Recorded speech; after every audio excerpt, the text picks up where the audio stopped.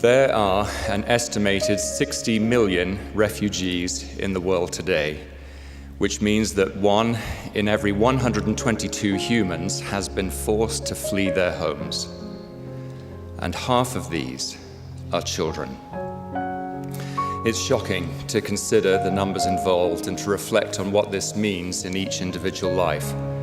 As members of the church, as a people, we don't have to look back far in our history to reflect on times when we were refugees, violently driven from homes and farms over and over again. The Savior knows how it feels to be a refugee. He was one. The Lord has instructed us that the stakes of Zion are to be a defense and a refuge from the storm.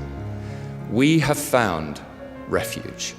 Let us come out from our safe places and share with them from our abundance, hope for a brighter future, faith in God and in our fellow man, and love that sees beyond cultural and ideological differences to the glorious truth that we are all children of our Father in heaven.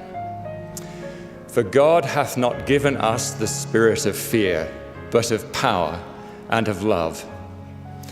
Being a refugee may be a defining moment in the lives of those who are refugees, but being a refugee does not define them, but our response will help define us. A new commandment I give unto you, that ye love one another as I have loved you, that ye also love one another.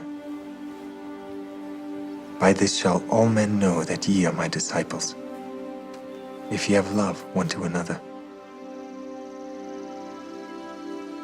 There's things in all of our communities where people need us, that we need them and they need us.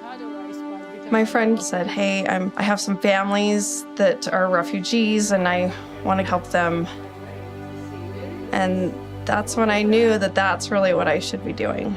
What I can remember was not having anything to eat for days and sleeping with our empty stomachs, and we ended up living in Guinea camp for about 5-something years. Of course, Matthew, I love you. I do love you too. She just told me how me being there for her meant so much to her, and it makes me emotional because, I didn't, you don't realize that you're really affecting somebody so much.